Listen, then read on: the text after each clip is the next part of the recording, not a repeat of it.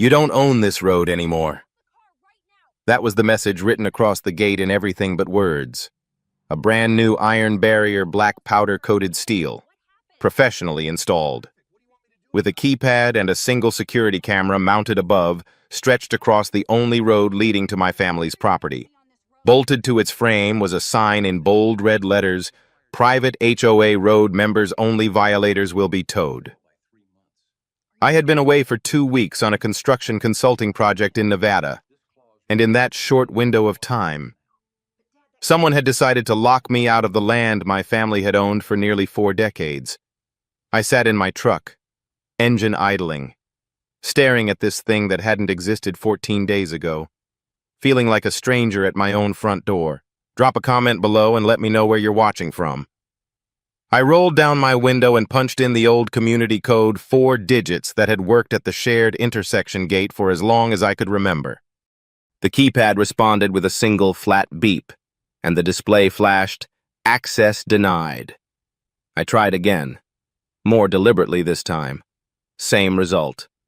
The barrier remained motionless, indifferent to my presence, to my history, to the fact that my grandfather had driven this road before the people behind this gate had ever heard of Maricopa County. I was an engineer who built infrastructure for a living, and I understood immediately that this wasn't some makeshift obstruction thrown together overnight. Someone had planned this, funded it, and executed it with precision. The installation alone would have cost several $1,000s, not counting permits and labor. That's when I noticed the document tucked beneath my windshield wiper.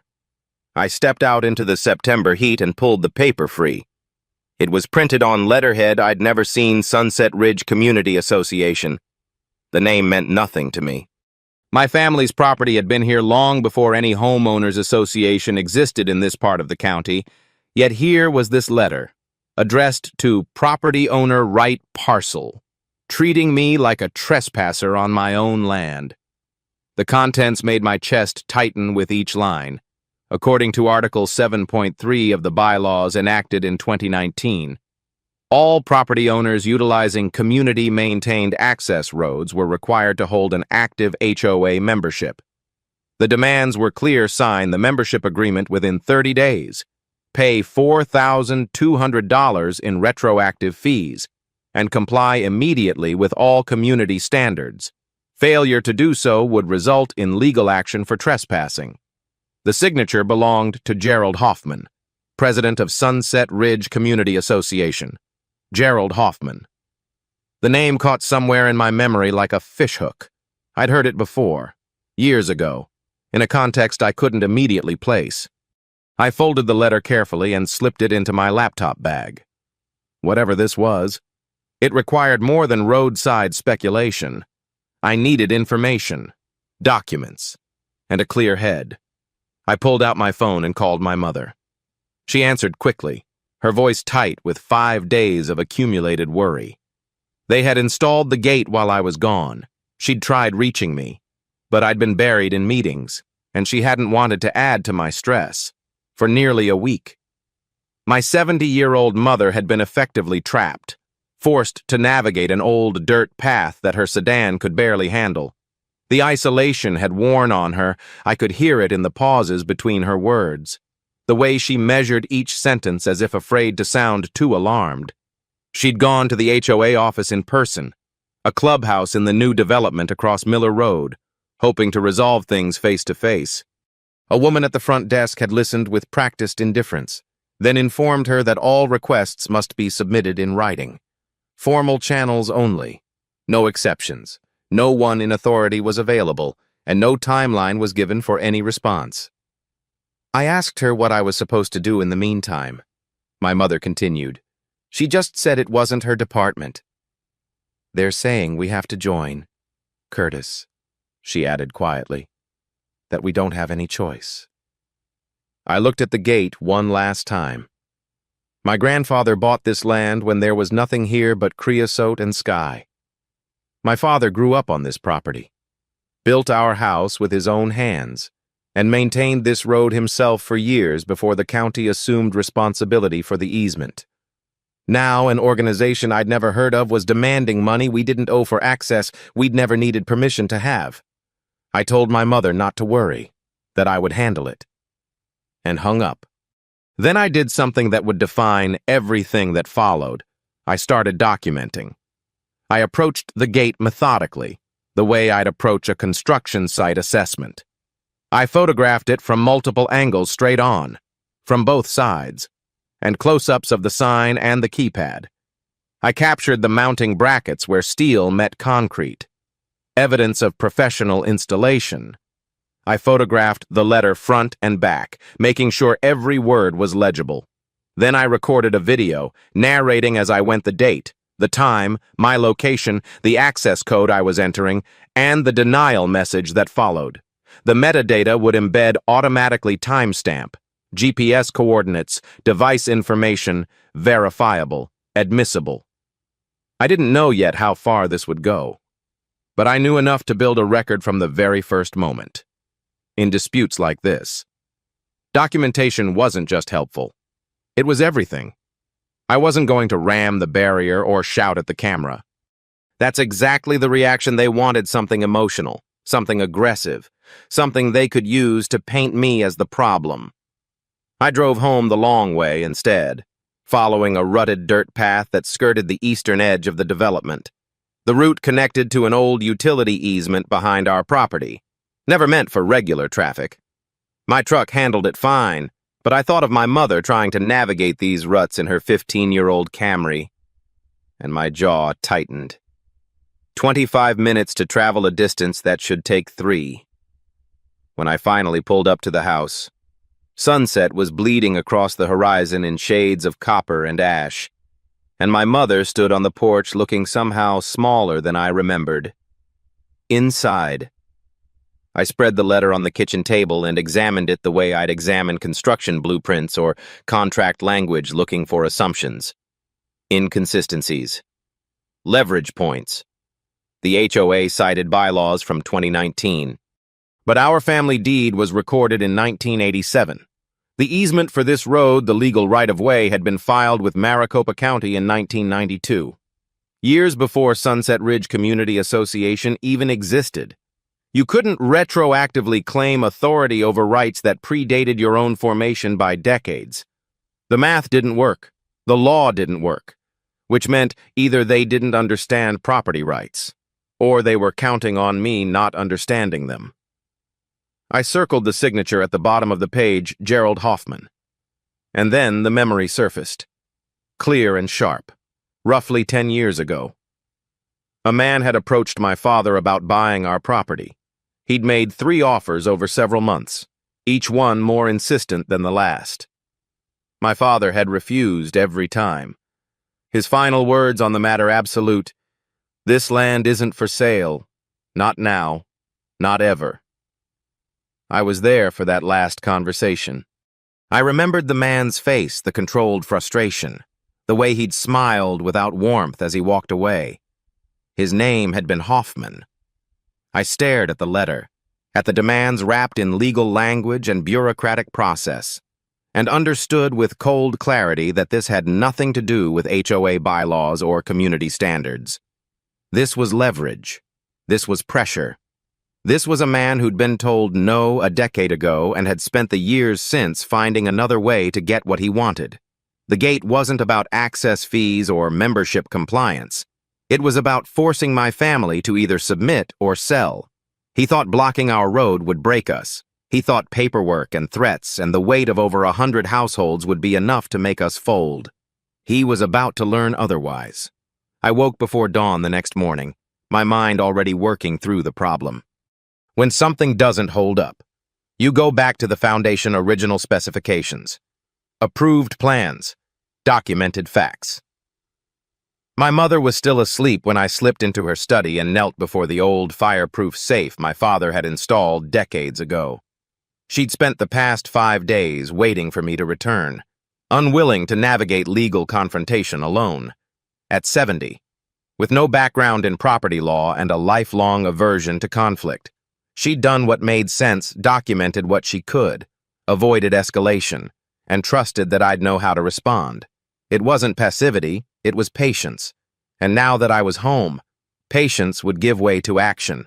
The deed was exactly where it had always been, tucked into a manila folder alongside my parents' marriage certificate and my father's military discharge papers.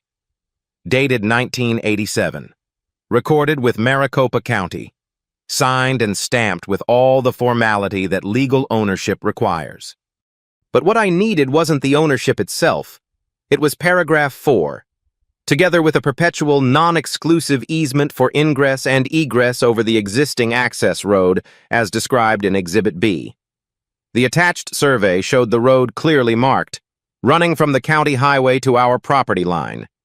This wasn't ambiguous.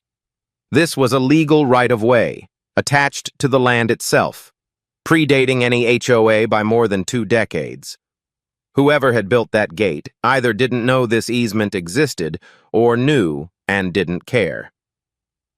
I spent the next 3 hours navigating the Maricopa County Recorder's online database, systematically pulling every document related to our property and the surrounding development. The plat map from 1992 confirmed what I already suspected: the access road was recorded as a public right-of-way, not private, not restricted, not subject to any future homeowners association. Sunset Ridge Community Association's original CCNRs, filed in 2008, reinforced this further. Their boundary map, Exhibit A, showed the eastern edge of HOA jurisdiction, stopping a full quarter-mile from the road in question. Our property wasn't just outside their territory. It wasn't even close. But then I found the discrepancy that changed everything. A second version of the CCNRs had been filed in 2019, labeled as an Amendment to Declaration of Covenants. The language in Article 7 had been expanded, adding subsections about community-maintained access infrastructure and authority to regulate usage by adjacent property owners. More critically, Exhibit A had been replaced entirely. The new boundary map extended HOA territory to include the access road, the same road that had been a public right-of-way for nearly 3 decades. I pulled both maps onto my screen side by side. The original clear separation, the amendment absorption. Someone had redrawn the lines and filed the changes as if they were legitimate. The alteration was subtle enough to escape casual notice. But once you saw it, you couldn't unsee it. A boundary that had protected our access for years had simply been erased with a few strokes of digital revision. I sat back and considered what I was looking at. This wasn't bureaucratic confusion or good faith misinterpretation. This was deliberate revision. Someone had taken the original CCNRs, modified them to claim authority they'd never possessed, and submitted the altered documents to the county. The question wasn't whether the changes were valid. The question was whether proper procedures had been followed: homeowner votes, public notice, and legal review. If any of those steps had been skipped or fabricated, the entire amendment could be challenged. But proving that would require access to internal HOA records they had no obligation to hand over voluntarily. I composed an email to the HOA, keeping my tone neutral. I identified myself as the owner of the right property, referenced their letter, and made 3 specific requests: meeting minutes from the session approving the gate installation, the legal basis for requiring non-members to join the association, and the current boundary map on file with the county. I noted that Arizona revised statutes required HOAs to respond to document requests within 10 business days. Professional. Measured. Nothing they could characterize as hostile. I hit send and logged the timestamp in a new correspondence file I'd created alongside my growing collection of evidence: deed, plat map, both versions of the CCNRs, my photos and video from the gate, and the letter demanding payment, while waiting for a response that might never come. I called the county assessor's office. The woman who answered was helpful in the distracted way of government employees handling routine inquiries. I gave her my parcel number and asked directly, was my property subject to any HOA liens, assessments, or jurisdictional claims? Her keyboard clicked. A brief pause. Then, no, sir. This parcel shows no HOA association. Independent rural residential. No liens, no assessments, no membership obligations on file. I asked her to repeat it, wrote down her exact words along with her name and the time of the call. Official confirmation from the county itself that contradicted everything the HOA was claiming. If this ever went to court, that phone call would matter. Every piece of evidence mattered. The response from Sunset Ridge arrived just before dinner, not from an official association address. I noticed. But from a personal email belonging to someone named Sandra Mercer. The message was brief, almost dismissive. Your request has been received and is under review. Please refrain from further contact until our office has completed its assessment. Additional inquiries may delay processing. No timeline, no acknowledgement of my specific questions, no indication that anyone intended to actually address the substance of my concerns. Just bureaucratic deflection dressed up as procedure, the kind of non-answer designed to frustrate and discourage. I read the email twice, then added it to my log with a note about the sender's personal address. A legitimate HOA operation would use official channels, maintain professional communication standards, and respond within statutory timeframes. This felt different, improvised, defensive, buying time. They were stalling, hoping I'd either lose patience or make a misstep they could exploit. What they didn't understand was that the delay worked in my favor.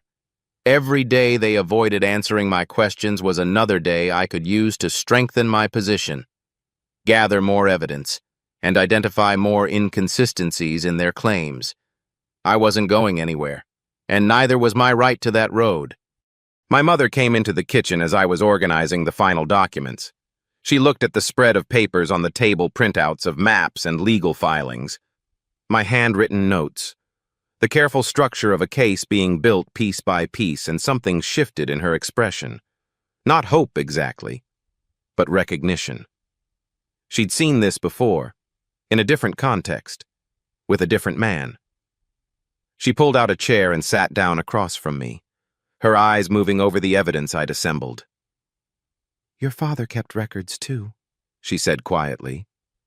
"Every offer they made, every conversation, every letter. He said paper was the only thing that couldn't change its story." I thought of the man who'd refused to sell this land no matter how many times Gerald Hoffman came asking. He'd understood something fundamental about ownership, that it wasn't just a deed in a safe, but a willingness to defend what was yours against anyone who thought they could take it through pressure or paperwork or sheer persistence.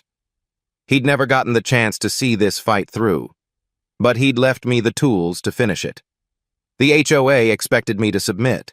They'd built their gate, sent their letter, and waited for compliance like it was inevitable. They hadn't counted on meeting someone who'd already found the cracks in their foundation. And I was just getting started. 3 days passed without a real response from the HOA. Sandra Mercer's dismissive email sat in my inbox like a closed door, and I was done waiting on the other side. If they wouldn't come to me with answers, I would go to them with questions. I drove to the Sunset Ridge clubhouse on a Wednesday morning, choosing the time deliberately midweek, mid-morning, when office staff would be present but the building wouldn't be crowded with residents. I wanted a conversation, not a spectacle. I also wanted a record. Arizona is a one-party consent state, which means I could legally record any conversation I was part of without informing the other participants. My phone was already running when I walked through the front door. The clubhouse was nicer than I expected: vaulted ceilings, polished tile floors, a reception area that looked more like a boutique hotel lobby than a community office. A woman sat behind the front desk, early 50s, professional in a way that suggested she took her role seriously. The nameplate on her desk read, Sandra Mercer. She looked up as I approached, and something flickered across her face: recognition. Maybe. Or wariness. She knew who I was before I said a word. "I'm Curtis Wright," I said, keeping my voice even. "I own the property on the east side of your development. I'd like to speak with someone about the gate that's blocking my access road." Sandra's expression tightened almost imperceptibly. Mr. Wright, as I mentioned in my correspondence, all inquiries need to go through formal written channels. We have procedures in place for a reason. I told her I'd already submitted a formal request and was here because my 70-year-old mother hadn't been able to use her own road in over a week before she could respond. A door opened behind her. The man who stepped into the reception area was in his early 60s, silver-haired, wearing a golf shirt and pressed khakis that suggested comfortable retirement. His posture carried the easy confidence of someone accustomed to authority, and when he extended his hand, his smile was warm without being warm at all, the kind of expression that had been practiced until it became reflexive. "I'm Gerald Hoffman," he said, "president of the Sunset Ridge Community Association. I understand you have some concerns about our recent infrastructure improvements." Infrastructure improvements. That's what he called blocking my only access road. I shook his hand briefly and got straight to the point. "The road your gate is blocking has a recorded easement that predates your association. I'd like to understand what legal basis you're claiming for restricting my access." Gerald didn't miss a beat. "Mr. Wright, all roads within our community's jurisdiction fall under HOA management. That's been the case since we were established." I mentioned the discrepancy I'd found the amendment filed in 2019 that seemed to redraw the boundaries. Gerald acknowledged it smoothly, explaining that the membership had voted to expand maintenance responsibilities. All done properly, he assured me, through established procedures. "I'm not a member," I said. "I've never been a member." "How does a vote by your members affect a right-of-way that was recorded with the county before your organization existed?" Gerald's tone shifted. The folksy president routine giving way to something harder. "If you want to use infrastructure that our community maintains, you follow our rules. That's not complicated. We're not asking for anything unreasonable, just participation in the costs and standards that benefit everyone in this area." I pointed out that the county maintained that road, that it was a public easement, and that his association had no legal authority over it. His response was simple: "Our attorneys disagree." The conversation had changed. Gerald took a step closer, lowering his voice as if sharing confidential advice. "Let me be frank with you. Mr. Wright, you have 30 days to sign the membership agreement and settle your outstanding assessments. After that, we'll pursue legal remedies. And I'd encourage you to think carefully about what a prolonged legal dispute does to property values in this area. Your mother's property, for instance. These things have a way of becoming complicated." Something cold settled in my chest. He'd invoked my mother, not as a concerned neighbor mentioning a shared difficulty, but as leverage, a pressure point he could squeeze if I didn't comply. I thought of her standing on the porch when I'd come home, looking smaller than I remembered, waiting for someone to tell her she could access her own land again. And here was this man, in his golf shirt and his polished clubhouse, suggesting that her home could become collateral damage in his campaign to force our submission. I held his gaze and kept my voice steady. "Are you threatening my mother's property value to coerce me into joining your association?" Gerald's practiced warmth returned. "I'm offering perspective. This doesn't have to be adversarial. But if you choose to make it that way, you should understand the consequences." Behind him, I noticed Sandra Mercer staring at her desk, jaw tight, hands frozen on the keyboard. She wasn't comfortable with what she was hearing. That observation filed itself away for later. I thanked him for his time and walked out without looking back. My phone was still recording, in the parking lot. I sat in my truck and replayed the conversation in my mind. Gerald had been polished, confident, and strategically evasive. He'd talked about procedures and votes and community standards. What he hadn't done, not once, not in any form, was explain how his HOA could legally override a recorded easement. He'd deflected, reframed, and finally resorted to implicit threats. That wasn't an oversight. That was the behavior of someone who knew his legal ground was shaky and was hoping intimidation would make the question go away. He'd underestimated how carefully I'd been listening, and how thoroughly I intended to follow up. That evening, a new email arrived, this one from an actual law firm, not Sandra Mercer's personal account. The letterhead belonged to a Phoenix firm I didn't recognize, and the message was formal, precise, and unmistakably threatening. It demanded that I cease unauthorized access to HOA property, warned of legal action for trespassing if I failed to comply, and referenced the board's resolution of March 15, 2019 as the basis for their authority. The language was boilerplate intimidation, the kind of template letter that gets sent to anyone who pushes back, probably drafted before I visited the clubhouse, even concluded. They'd been ready for this. They'd expected resistance and prepared their response in advance, but in their haste to threaten me, they'd given me something valuable, a specific date. March 15th, 2019. The same date on the amendment filing.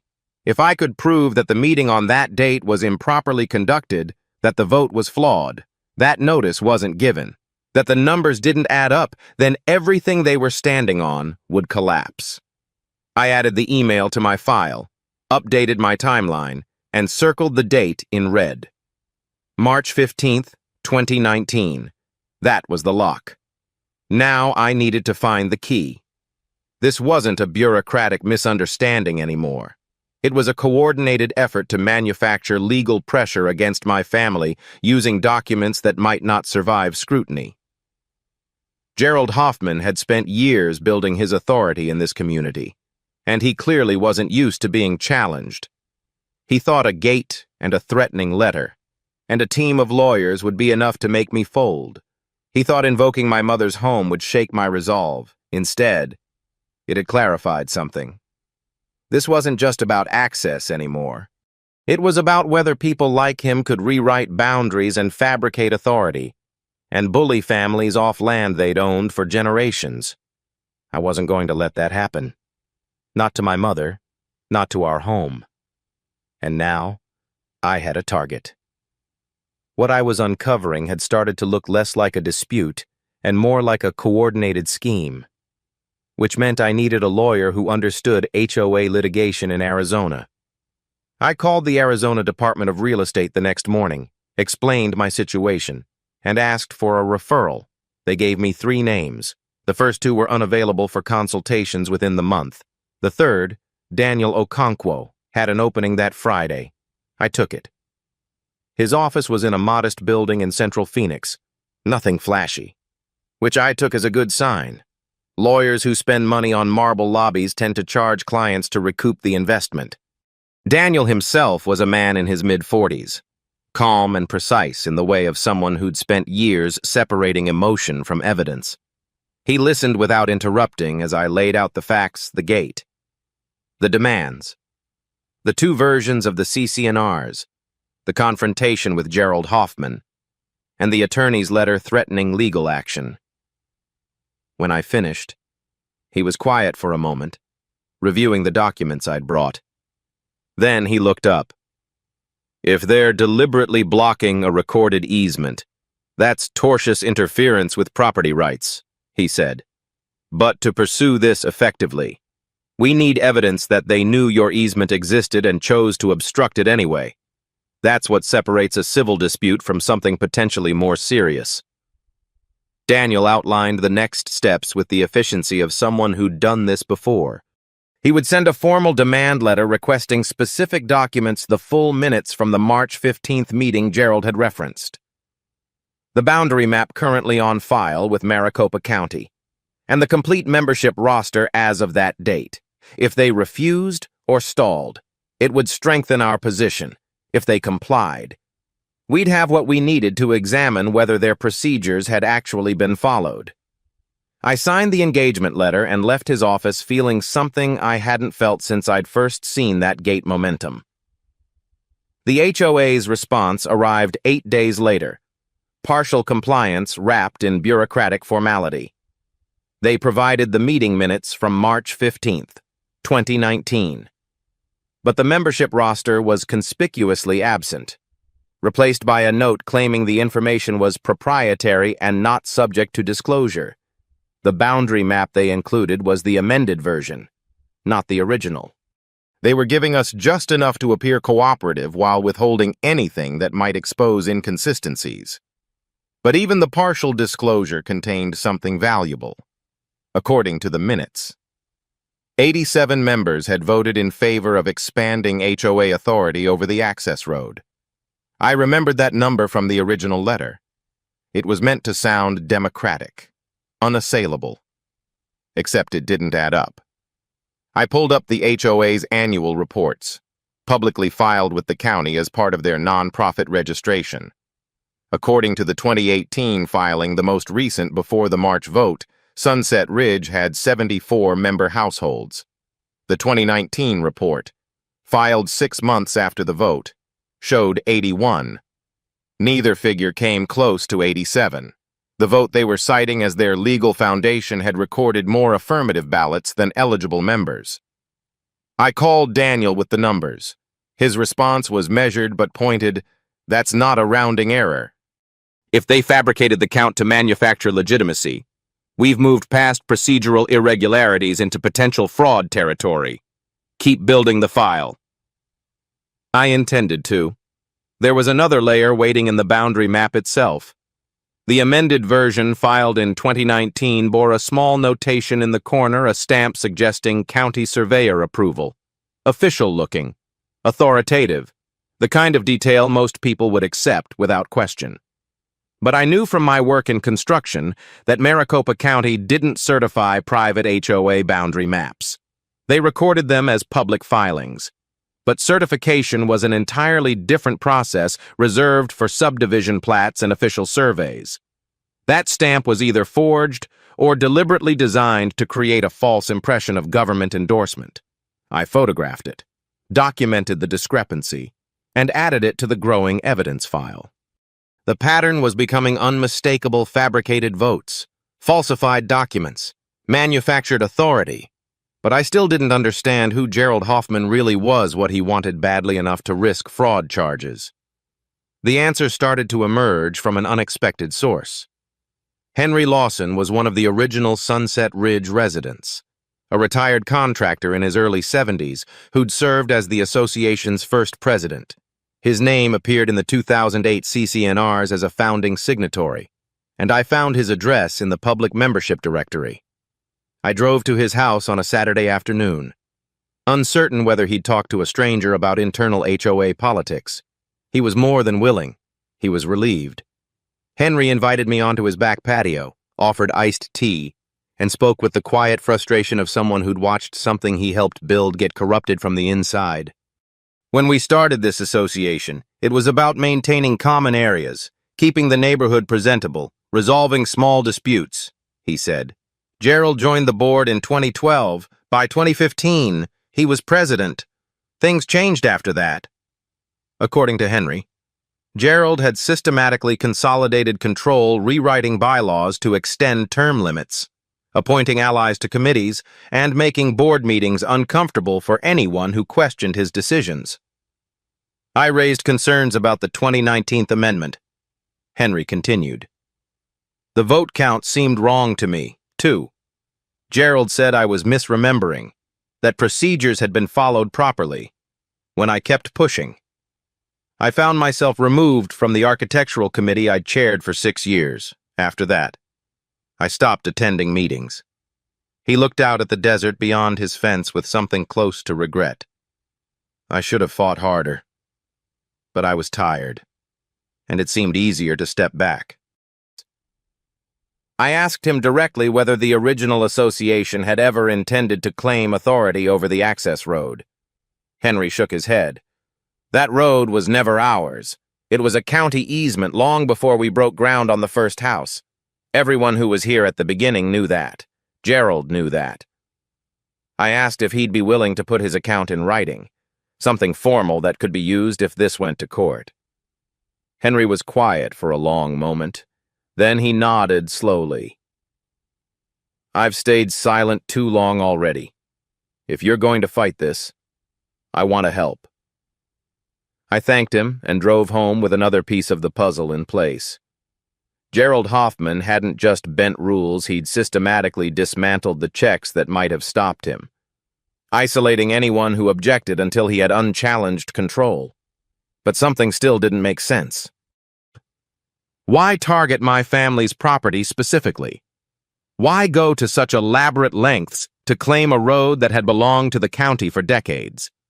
There had to be something more than HOA expansion driving this. That evening, I updated my case file with everything I'd learned: the vote discrepancy, the fabricated surveyor stamp, and Henry's willingness to testify. The evidence was mounting, but so was the pressure. A new email had arrived while I was at Henry's house, a notice from the HOA's management company informing me that my vehicle had been photographed on the access road and would be towed if found there again. Attached was a grainy image of my truck, time-stamped from 3 days earlier. They were monitoring me now, watching, documenting. Somewhere in the Sunset Ridge clubhouse, Gerald Hoffman was building his own file, preparing his own case, treating my presence on a public easement as evidence of trespass.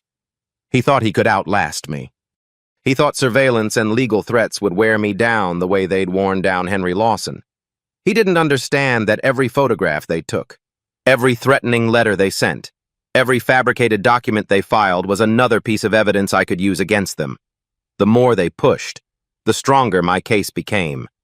The county recorder's office in downtown Phoenix was the kind of government building that hadn't been updated since the 80s. Fluorescent lighting, laminate counters, rows of filing cabinets visible through reinforced glass. I arrived early on a Monday morning with a list of document requests and the patience to wait as long as necessary. The clerk who helped me was a woman in her 60s with reading glasses on a chain and the methodical demeanor of someone who'd spent decades navigating bureaucratic systems. I gave her the relevant parcel numbers and requested certified copies of all associated filings. She disappeared into the back and returned 20 minutes later with a stack of papers that would change everything.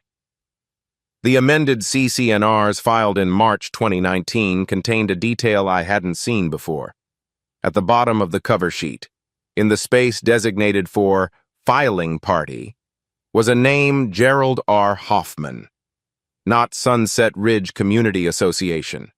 Not on behalf of the board of directors. Just Gerald Hoffman, listed as an individual. I asked the clerk if this was standard practice for HOA amendments. She shook her head slowly, adjusting her glasses to look at the document more closely. Amendments are typically filed by the association itself, with an accompanying board resolution authorizing the submission. This one doesn't have that. It's unusual. She searched the system for any separately filed resolution and found nothing. Gerald Hoffman had submitted a document that redrew his HOA's boundaries to a government agency without any recorded authorization from the organization he claimed to represent. The clerk made a note in her own records, something about flagging the file for administrative review. I thanked her and walked out with certified copies of everything, including the cover sheet with Gerald's name. This wasn't a procedural oversight or a clerical shortcut. This was a man acting unilaterally while claiming the authority of a democratic institution. I called Daniel from the parking lot. His reaction was immediate. That's an unauthorized filing, at a minimum. It's grounds for the county to void the amendment, at maximum, depending on what else we can prove. It could constitute fraud. He advised me to keep digging. There's usually a reason someone takes risks like this, he said. Find the reason, and you'll understand the whole picture. I sat in my truck for a long moment after hanging up, thinking about what Gerald must have believed when he walked into this same building and filed those papers. He'd assumed no one would check. He'd counted on bureaucratic indifference, on the sheer volume of documents flowing through government offices every day, on the probability that a small boundary amendment for a suburban HOA would never attract scrutiny. He'd been right until someone with a personal stake started asking questions. The reason revealed itself through the Maricopa County Permit Database. Hoffman Drake Development LLC had applied 18 months earlier for a commercial project on a parcel adjacent to Sunset Ridge, a small shopping center with retail space and professional offices. The application was still pending, held up by access and infrastructure concerns.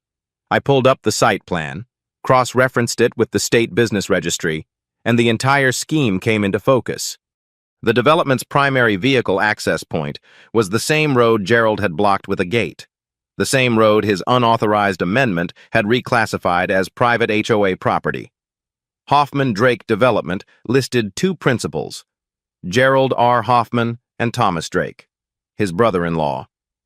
If the road remained a public easement, the project would require county approval for access, environmental reviews, and public comments, with no guaranteed outcome. But if Gerald controlled the road through an HOA, he dominated. He could grant his own project access rights with a simple board vote. The gate wasn't about membership dues. It was about clearing obstacles for a real estate deal worth potentially millions. I thought about my father then, about the 3 offers he'd rejected a decade ago. Gerald had wanted this land even before the development project existed. Maybe he'd always seen our property as an obstacle, something that needed to be absorbed or eliminated. When my father refused to sell, Gerald had waited. He'd joined the HOA board, risen to president, consolidated power, and then manufactured a legal framework that would let him take what he couldn't buy. The personal grudge and the business motive weren't separate. They were intertwined, feeding each other across years of patient scheming. Understanding that made the stakes feel different. This wasn't just about an access road anymore. It was about whether someone could spend a decade building a trap and expect their target to walk into it without a fight. I had the motive. Now I needed to understand how to use it. Rachel Torres was an investigative reporter for a Phoenix television station who'd been covering HOA disputes in the region. Her name had appeared in several articles I'd found during earlier research, and when I called and explained what I'd uncovered, her interest was immediate. We met 2 days later at a coffee shop in Scottsdale. She reviewed the evidence quickly, her focus sharpening with each document. "Gerald Hoffman's name has come up before," she said. "I've had complaints from other Sunset Ridge residents, but no one's been willing to go on record. They're afraid of retaliation." What Rachel brought wasn't validation. I already knew my evidence was solid. What she brought was reach. Her station had legal resources, broadcast capability, and an audience. More importantly, she had contacts at the Arizona Department of Real Estate, which had been investigating HOA complaints with increasing seriousness. "File a formal complaint," she advised. "With what you have, it won't disappear into a bureaucratic void. And when you're ready to go public, call me." Daniel filed the complaint that week, attaching the full evidence package. The department acknowledged receipt within 3 days and assigned a case number. This was no longer a private dispute, it was now a matter of official regulatory inquiry. Simultaneously, Daniel sent a cease and desist letter to the HOA board, demanding immediate removal of the gate and cessation of all communications characterizing my use of the access road as trespassing. The letter cited the recorded easement, the unauthorized nature of the boundary amendment, and potential legal consequences of continued obstruction. It gave them 14 days to comply before we would seek injunctive relief. Their response came faster than expected, but not through legal channels. 3 days after Daniel's letter arrived, a notice appeared on the Sunset Ridge Community Bulletin Board and website. It announced that a disgruntled adjacent property owner was attempting to undermine democratically approved community decisions through frivolous legal threats. Residents were urged to stand united against outside interference and attend an emergency board meeting to discuss protecting community interests. My name wasn't mentioned, but everyone in the neighborhood knew who they meant. Gerald Hoffman had shifted tactics. He was no longer fighting me through private correspondence and attorney letters. He was mobilizing his community, framing my defense of documented property rights as an attack on collective will. He wanted neighbors to see me as an outsider, an aggressor, someone trying to destroy what they'd built together. But Gerald had miscalculated badly by going public. He'd given Rachel Torres a news hook, a community meeting where accusations would be made. where residents would take sides, where the story would become visual and immediate, by calling an emergency session. He'd created a forum where I could present evidence directly to the people he claimed to represent. And by framing this as democracy versus outside interference, he'd set the stage for a very public demonstration of just how undemocratic his procedures had actually been. I called Rachel and told her about the meeting. She confirmed her cameraman would be there. I called Henry Lawson and asked if he was still willing to speak publicly about what he knew. He paused for a moment, then said yes, he'd stayed silent too long already. I called Daniel and reviewed the presentation strategy, what to show, in what order, and how to let the evidence speak without inflammatory language. We agreed that calm and precision would be more effective than accusation. Let the documents do the work. Let Gerald's own words and actions condemn him. The meeting was scheduled for Thursday evening at 7 o'clock in the Sunset Ridge Clubhouse, the same building where Gerald had threatened my mother's property value. The same reception area where Sandra Mercer had tried to dismiss me with bureaucratic excuses. I'd walked out of that building weeks ago with nothing but a recording and a growing suspicion. Now I would walk back in with certified documents, a founding member willing to testify, and a television crew ready to broadcast whatever unfolded. Gerald Hoffman had spent years consolidating power in that room, silencing dissent, rewriting rules to suit his interests. He thought calling this meeting would rally his community against me. He was about to discover he'd built his own stage for exposure. The Sunset Ridge Clubhouse was fuller than I'd ever seen it. Folding chairs had been set up in rows across the main room, and nearly every seat was taken by the time I arrived at 6:45. I counted roughly 60 residents, most watching the door with the kind of anticipation that suggested Gerald's notice had done its job. They were here to defend their community against an outsider. Rachel Torres and her cameraman had positioned themselves near the back wall, unobtrusive but visible. A woman I didn't recognize sat in the front row with a notepad the Department of Real Estate observer Daniel had mentioned. Henry Lawson was seated 3 rows back, looking nervous but resolute. I took a seat near the middle, close enough to be heard when the time came, far enough to read the room. Daniel had coached me let Gerald speak first, let him commit to a narrative, then dismantle it. Gerald Hoffman stood at the front behind a portable podium, flanked by 2 board members I didn't recognize. Sandra Mercer sat at a table to his right, laptop open, ready to take minutes. Gerald was wearing a blazer over his usual golf shirt, a small touch of formality that acknowledged the stakes. When he saw me enter, something flickered across his face before settling into practiced calm. He called the meeting to order at 7 sharp. His opening was exactly what I'd expected, a carefully crafted appeal to solidarity. "We're here tonight because our neighborhood is facing an unprecedented challenge," he began. "An adjacent property owner has chosen to attack the democratic decisions of this association through legal threats. Rather than work with us in good faith, he's attempting to undermine improvements we've made to protect our community." He paused, surveying the room. "I want to assure every resident that our board has acted properly, transparently, and always in your best interests. We will not be intimidated." When he finished, I raised my hand. Gerald's eyes found me immediately. With 60 residents watching and a camera recording, refusing to acknowledge me would look worse than whatever I might say. "The gentleman in the middle," he said, tone deliberately dismissive. "You have something to add." I stood and introduced myself clearly. "My name is Curtis Wright.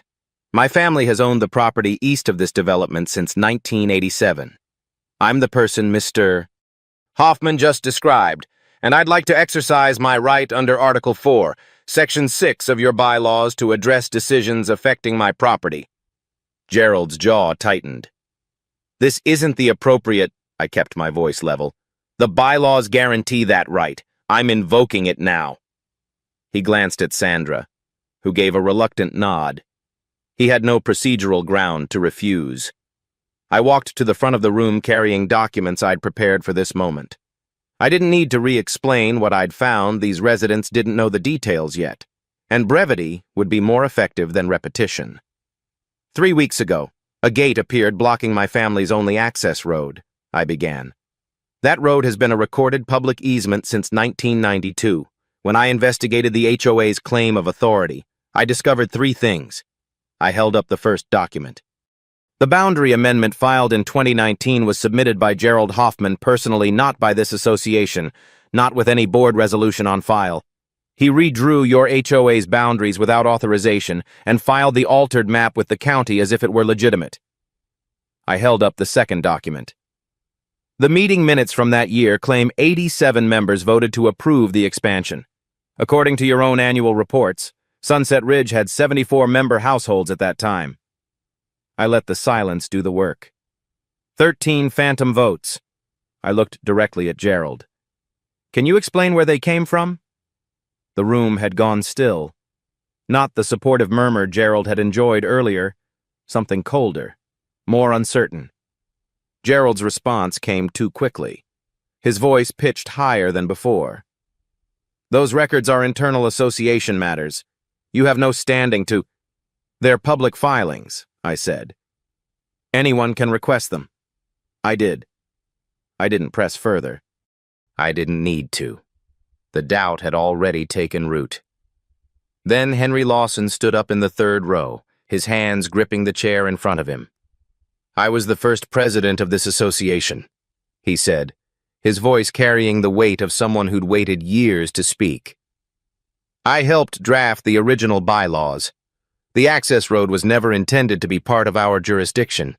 It was a public easement before we broke ground on the first house. He looked around at neighbors he'd known for over a decade. Gerald knew that. Everyone who was here at the beginning knew that. And when I raised concerns about the 2019 changes, I was removed from my committee position within 2 weeks. He sat down heavily, as if the effort of speaking had cost him something physical. The room's attention swung between Henry and Gerald, but Gerald didn't get the chance to respond. Movement at the side table caught my eye first. Sandra Mercer had been staring at her laptop screen, but she wasn't typing. Her hands were frozen above the keyboard, trembling slightly. Something was happening behind her eyes, a calculation being made in real time. She looked at Gerald, then at the camera in the back of the room, then at the department observer in the front row. I saw the moment she made her decision. The color drained from her face, and she stood up abruptly, nearly knocking her chair backward. I need to say something. Her voice came out thin, almost fragile. Gerald turned sharply. Sandra, this isn't... He asked me to change the minutes. The words tumbled out as if she'd been holding them underwater and they'd finally broken the surface. After the March meeting, Gerald told me to adjust the vote count. He said it was just a formality, that no one would ever check. She was crying now, tears cutting tracks through her makeup. I didn't understand what it would be used for. I didn't know about the development project or any of it. But I'm not going to prison for him. I'm not losing everything because I trusted the wrong person. The room didn't erupt. It fractured. Small clusters of residents turned to each other, voices overlapping in confusion and anger. Some directed questions at Sandra, others at Gerald, others at board members who looked as blindsided as anyone. Gerald tried to speak, but something fundamental had shifted. This wasn't the controlled environment he'd commanded for years. It was a room full of people realizing they'd been lied to by someone they'd elected to represent them. His authority hadn't been challenged before. Now it was collapsing, and he had no script for how to respond. He stood behind the podium, mouth opening and closing, and for the first time since I'd met him, he looked exactly like what he was, a man whose carefully constructed power had been built on a foundation of fraud that was crumbling in real time. The department observer rose from her seat and made her way to Daniel, who had been standing near the side exit. I watched them exchange words, saw her hand him a business card, saw his expression sharpen. Rachel Torres was methodically capturing everything, the disarray, Sandra's tearful admission, and Henry accepting handshakes from residents who'd ignored his warnings for years. Gerald eventually stopped trying to regain control. He stepped away from the podium, walked toward the side door, and left without looking back. No dramatic exit. No final defense, just a quiet retreat that said more than any words could have. Several residents approached me as the crowd began to thin. One apologized for not knowing. Another mentioned she'd been pressured to sign documents she didn't understand when buying her home. A third asked how he could access his own property records to check for irregularities. The pattern Rachel had described was surfacing throughout the room. Daniel found me as the last people were leaving. The department representative confirmed they're coordinating with the county attorney, he said quietly. Sandra's admission changes the landscape entirely. This isn't civil litigation anymore, it's a criminal referral in progress. They'll want her testimony, and based on what she said tonight, she's going to give it. I nodded, absorbing the shift. 3 weeks ago, I'd been standing at a locked gate, wondering how to get home. Now, a state agency was building a case that could send Gerald Hoffman to prison. Outside. The parking lot had emptied except for a few cars. The desert sky was clear, stars emerging as the last light faded from the horizon. I thought about my father, about the offers he'd refused, about the man who'd spent a decade finding another way to take what he couldn't buy. Gerald had miscalculated in the most fundamental way possible. He'd assumed that power built on lies would hold as long as no one asked questions. Someone had finally asked, and the answers were going to cost him everything. Maricopa County Superior Court was a functional government building where ordinary disputes were resolved through paperwork and procedure. I arrived early on a Tuesday morning, wearing a suit I hadn't touched in 3 years. Daniel met me in the lobby, his briefcase thick with documents. Today wasn't a full trial. It was a preliminary hearing on our motion for injunctive relief, requesting immediate removal of the gate while the larger case proceeded. If the judge sided with us, Gerald's legal position would become untenable. If not, we'd be facing months of litigation with my mother still unable to use her own road. The HOA had hired outside counsel, a Phoenix litigation firm specializing in property disputes, and their attorney was already seated at the opposing table when we entered. Gerald Hoffman sat behind him in the gallery, expression carefully neutral. Sandra Mercer was notably absent. According to Daniel, she'd retained her own attorney and was cooperating with investigators. Her empty seat sent a message that Gerald had to be reading clearly. Judge Rebecca Thornton called proceedings to order at 9:15. She was a woman in her late 50s with a reputation for following evidence over rhetoric and issuing clear rulings that didn't invite extended appeals. She reviewed the case summary briefly, then invited Daniel to present our motion. He approached the lectern with characteristic precision. Your Honor, the plaintiff seeks confirmation of an easement recorded since 1992. An injunction requiring removal of a barrier obstructing that easement, and a declaration that the 2019 boundary amendment is void due to procedural deficiencies. He paused. The evidence will demonstrate this amendment was filed by an individual without board authorization, supported by vote counts that exceed the actual membership, and undertaken to serve private business interests rather than legitimate governance. The HOA's attorney objected to the characterization. Judge Thornton overruled him with a slight gesture. Lay your foundation, counselor. He'll have his turn. Daniel walked the court through our evidence efficiently, each exhibit building toward the next without redundant explanation. The easement documentation establishes my family's rights. The original CC&Rs showed HOA boundaries that stopped well short of the access road. Then the 2019 amendment, and here he became surgical. He projected the filing cover sheet, highlighting where Gerald Hoffman's name appeared alone in the filing party field. No board resolution authorizing this submission exists in county records or in the defendant's own files, Daniel said. We requested it through discovery. They couldn't produce it, because it was never created. He displayed the meeting minutes alongside the HOA's annual reports, letting the numbers speak without embellishment. 87 recorded votes. 74 member households. Finally, the Hoffman-Drake development connection, the permit application, the site plan, the business registry. This wasn't community governance. Your Honor. This was a manipulation of an organization to clear obstacles for a private real estate venture. The HOA's attorney mounted the defense you mount when substance is against you procedural technicalities. Standing questions, deference to community associations. It was competent lawyering aimed at delaying rather than winning. Judge Thornton listened without visible reaction, occasionally making notes. Then she did something unusual. "I'd like to hear from Mr. Hoffman directly," she said.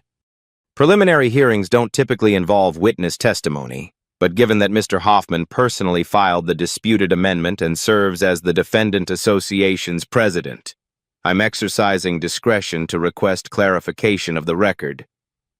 Gerald's attorney started to object. Judge Thornton cut him off. "He can decline, Counselor. I'll note that choice appropriately." Gerald had no real option. He rose from the gallery and made his way to the witness stand. The questioning started with simple confirmations: his role, the filing date, his signature. Gerald answered in measured tones, each word carefully selected. Then Judge Thornton asked about authorization. "Mr. Hoffman, standard procedure for boundary amendments requires a formal board resolution. No such resolution exists in any record we've reviewed. Can you explain?" Gerald's response was smooth, almost rehearsed. "There was a resolution approved at the March meeting, Your Honor. If the documentation wasn't properly filed, that would have been an administrative oversight by our secretary, who handled all paperwork at that time. He was deflecting to Sandra, a woman who'd already told investigators he'd directed her every action. Judge Thornton made a note but didn't challenge him directly. Instead, she moved to the vote count. 87 votes from 74 households. Mr. Hoffman, how do you account for the discrepancy?" Gerald didn't hesitate. "Some properties may have had multiple voting rights under our bylaws. Additionally, we occasionally permit proxy voting in certain circumstances. I'd need to review the specific records to provide exact details." His tone remained controlled, cooperative, the voice of a reasonable man dealing with unfortunate confusion. But Judge Thornton had done her homework. "I've reviewed your CC&Rs, Mr. Hoffman. They don't provide for proxy voting on boundary amendments. And multiple voting rights apply only to commercial properties, of which Sunset Ridge has none." Gerald paused just a fraction of a second, but I saw it. "Then there may have been procedural errors I wasn't aware of at the time. As I said, administrative matters were delegated to staff." He was building a wall of plausible deniability, brick by careful brick, blame the absent secretary, claim ignorance of details, present himself as a busy executive who couldn't be expected to verify every document. Judge Thornton tried one more angle. "Mr. Hoffman, are you affiliated with an entity called Hoffman Drake Development LLC?" Gerald's eyes flickered toward his attorney before returning to the judge. "I have some involvement in that company. Yes. And that company has a pending permit application for a commercial development whose primary access point is the same road at issue. In this case..." Another pause. "I'm not certain of the specific details of that application." "The site plan was submitted to this court as Exhibit 14, Judge Thornton said. Would you like to review it?" Gerald's attorney stood. "Your Honor, my client's business interests aren't relevant to this preliminary hearing. We're here to discuss easement rights and HOA procedures. Not, sit down, Counselor." Judge Thornton's voice carried an edge that silenced the room. "The relevance is for me to determine." She turned back to Gerald. "Mr. Hoffman, I'm not asking you to incriminate yourself. I'm allowing you to explain how a boundary amendment that benefits your private business interests came to be filed under your personal name without documented authorization. If you have an explanation, now is the time." Gerald sat very still for a long moment. When he spoke, his voice had lost its earlier smoothness. "I respectfully decline to answer further questions on advice of counsel, Your Honor." It was the smartest thing he could have said and the most damaging. Judge Thornton nodded slowly. That's your right, Mr. Hoffman. You may step down. Gerald returned to the gallery without looking at anyone. His attorney's face had gone carefully blank, the expression of someone calculating how to minimize damage rather than win. Judge Thornton announced she would rule from the bench. The plaintiff's easement is clearly established in county records predating the defendant association by 16 years, she said. The amendment purporting to bring that easement under HOA jurisdiction was filed without documented authorization and supported by vote counts that cannot be reconciled with membership records. The court finds plaintiff is likely to succeed on the merits and that irreparable harm is occurring through continued obstruction. She looked directly at Gerald. The defendant association is ordered to remove the gate within 72 hours. The 2019 boundary amendment is declared void, pending full adjudication. Additionally, this matter is referred to the county attorney's office for review of potential criminal violations. The gavel came down. Gerald remained seated as his attorney gathered papers and observers whispered among themselves. He stared at the wall behind the bench, perfectly still, as if processing how completely his position had collapsed. He'd walked into this courtroom expecting procedural delays and legal maneuvering. He was walking out facing criminal referral and a ruling that demolished every claim he'd made. I watched him for a moment, this man who'd spent years constructing an architecture of control, now confronting the reality that evidence doesn't negotiate. Daniel shook my hand as we exited. 72 hours, he said. Your mother can use her road by Friday. It should have felt like victory. Instead, it felt like the first clear view of how far the reckoning would reach. 3 weeks after the hearing, I drove home along the access road for the first time since this had all begun. The gate was gone, completely removed. The concrete footings jackhammered out, leaving only patches of fresh gravel where the barrier had stood. I slowed as I passed the spot, registering the absence of something that had dominated my life for nearly 2 months. Just open pavement leading home. The HOA had complied with the court order within 48 hours, faster than required, as if eager to distance itself from everything that structure had represented. I didn't linger. There was nothing left to see, and that was exactly the point. The legal consequences had accumulated steadily in the weeks following the preliminary ruling. The county attorney's office moved faster than Daniel had anticipated, assembling a case built on our evidence and Sandra Mercer's cooperative testimony. Gerald Hoffman was formally charged with 3 counts forgery for the fabricated surveyor stamp, filing false documents for the unauthorized amendment, and attempted extortion for using the gate to coerce compliance.